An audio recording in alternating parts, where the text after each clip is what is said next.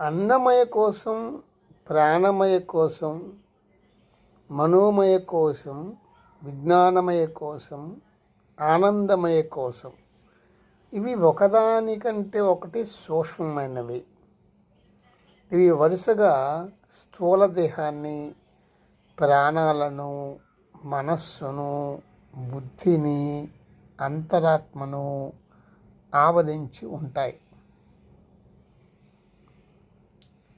అనాత్మలైన ఈ 5 కోశాలను వివేకముతో అధిగమించినప్పుడు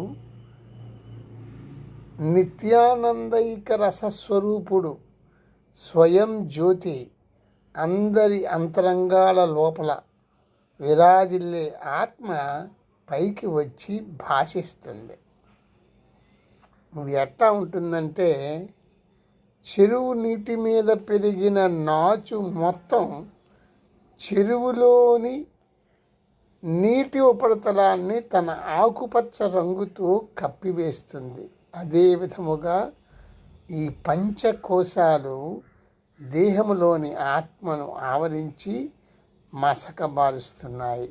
ఆ నాచును తొలగించినప్పుడే దాని క్రింద ఉన్న పరిశుద్ధ జలం కనిపించి దాహార్తిని తీర్చి సౌఖ్యాన్ని ఇస్తుంది.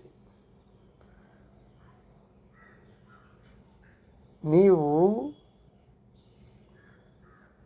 ఆత్మస్వరూపుడివే, కానీ ఇవన్నీ అడ్డంకులున్నాయి.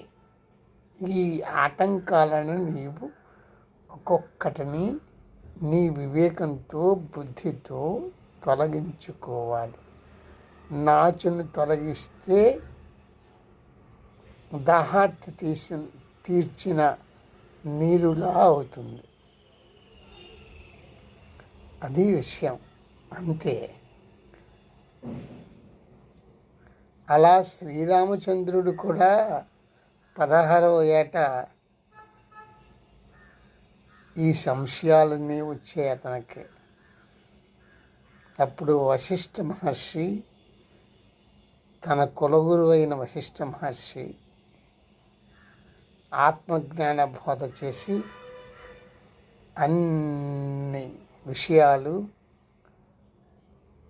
ఆధ్యాత్మిక శాస్త్రంలో నుంచి అన్ని విషయాలు వివరంగా అతనికి చెప్పి ఆ జ్ఞానాన్ని ఇచ్చి శ్రీరామచంద్రుడిని జ్ఞానిగా చేశారు.